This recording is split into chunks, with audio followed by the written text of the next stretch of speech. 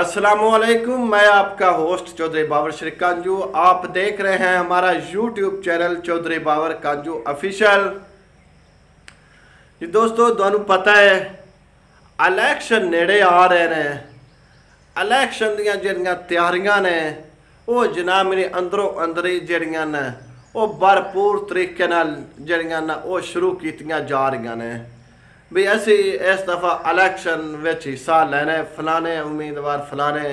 हुण जिहड़े जनाब मेरे नवे सियासी परिंदे ने उन्हें अपने उड़ान भर दी। उन्हें जनाब मेरे अपने हलकियां दे विच उन्हें अपनियां परवाज़ां शुरू कर दित्तियां ने।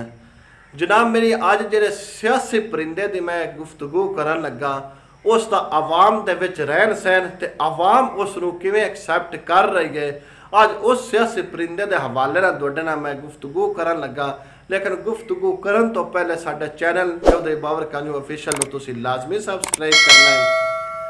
तो जनाब मेरी एक पिंडी भट्टियां दे हलके पीपी 71 दे विच एक सियासी परिंदे एक नवी नवी सियासत दे विच उस एंट्री की, नवी नवी उड़ान भरी, नवा नवा जनाब मेरी नौकरी तो रिटायरमेंट हो के उस सियासत दे दुनिया दे विच कदम रखिया। उस हलके दे विच एक बड़ी हलचल मचाई हुई है। हर बंदे दे छोटे छोटे बच्चे दे मुंह विच भी इको ही गल है, राज ज़मीर राज ज़मीर राज ज़मीर। हुण पता नहीं राज ज़मीर है वो की अवाम आंदी वोट ज़मीर दा है। हुण पता राज ज़मीर दा वोट है या अपने अंदर वाले ज़मीर दा वोट है।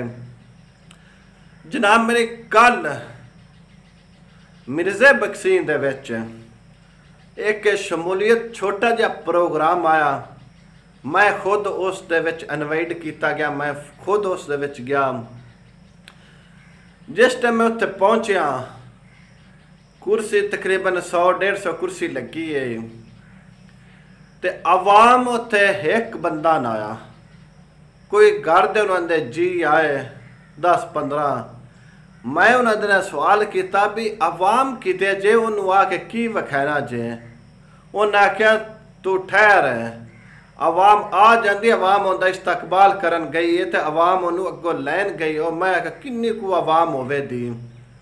मैं उत्थे सवाल किया भी किन्नी को, वध तो वध 20-30 तुहाडे अपने जी होसन। उन्हें आख्या नहीं तू एक बारी आ लैन ते।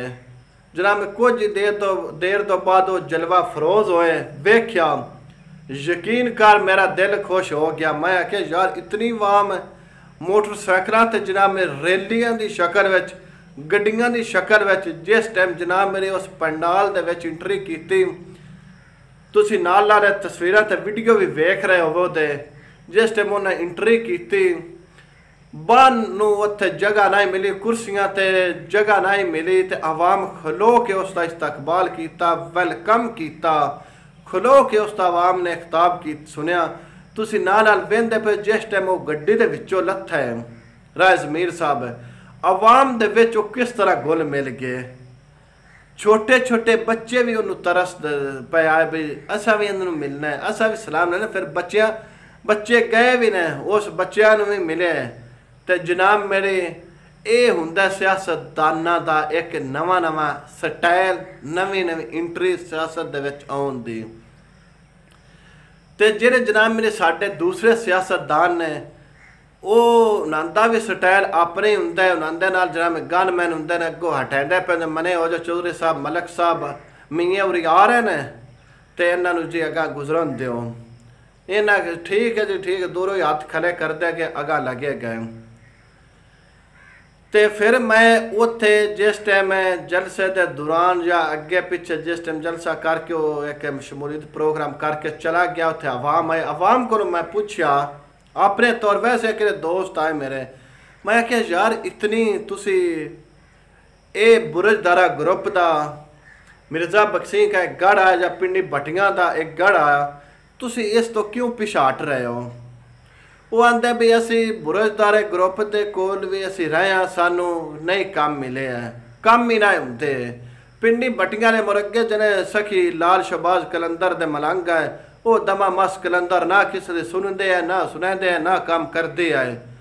वो इंज दे मैं फिर आख्या भी ये काम कर रहे जने हल्के दे विच जनाब मेरी बड़े काम कर रहे होर तरक्याती फंड ते इहदे कोल कोई ना ही ये तरक्याती फंड दे सकते रहे ते हल्के दे विच जनाब मेरी जी आवाम गरीब दे काम जेह्ड़े सानू वड्डा मसला हुंदा थाणियां कचहरियां दा वो काम ये लै रहे अजकल वापटा दफ्तर दीगर दफ्तरां दे जेह्ड़े काम ने वो लै रहे वो इस गरीब आवाम दे नाल जाके उसका एक काम करवा रहे ने।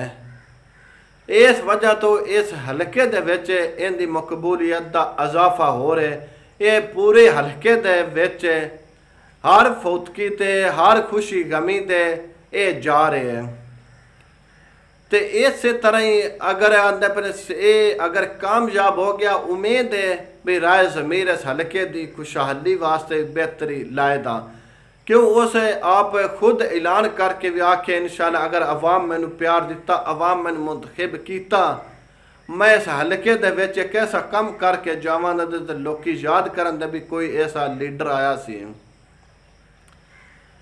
ते जनाब मेरे सियासियां परिंदियां दियां एक पहलियां फिरतां हुंदियां ने जिवें नवें पार कढ़दा एक परिंदा वो ज़्यादा उड़ान भरदा है हो सकता है इस सियासी परिंदे दी भी एक नवी उड़ान होवे दी ये सियासी बयान देंदे रहंदे ने ते लेकिन मैनू कल मालूम होया भी सियासी बयानबाजियां नहीं देंदे ये इन्हां दे विच कुछ अंदर दा जज्बा हुंदा क्योंकि इस सर्विस तो रिटायरमेंट हो के इस उस महकमे की इस नौकरी की है जिथे आवाम नू आज तक इंसाफ मिले नहीं पुलिस के महकमे तो इनू फिर पता है इनू एहसास है भी पुलिस इस गरीब आवाम नू किस तरह जलील कर दी है किवें कर दी है हो सके ये हल्के दी आवाम वास्ते ये बेहतरी ला सकता है तो ये जनाब मेरी वादा आवाम नाल कीता इंशाअल्लाह मैं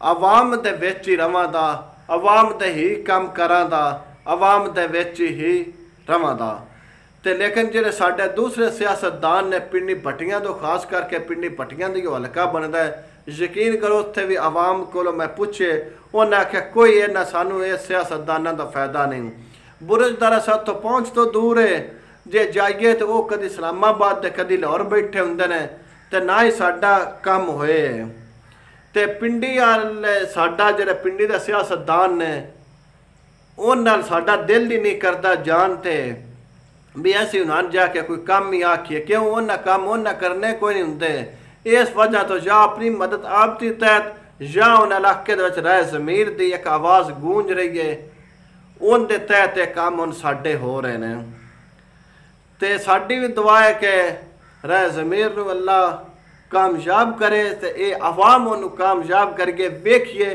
कि कामयाब होने तो बाद राय ज़मीर दा स्टाइल सियासी बयान या प्यार मुहब्बत लोगों नाल मिलना रहन सहन यही रहता है क्या बदल जाता है ये हुण जनाब मेरे जदों राय ज़मीर कामयाब होया MP मुंतखब हो गया पंजाब असैम्बली तक पहुँच गया ये फिर फैसला है पता लगेगा कि राय ज़मीर वही राय ज़मीर सी जिहड़ा छोटे छोटे बच्चों नूं मिलता सी बच्चे ख्वाहिश करते हैं या कोई होर है ये जनाब मैंने पता बाद च लगे अगर मेरी तुहानूं वीडियो पसंद है मेरा चैनल सब्सक्राइब तुसीं लाजमी करना है।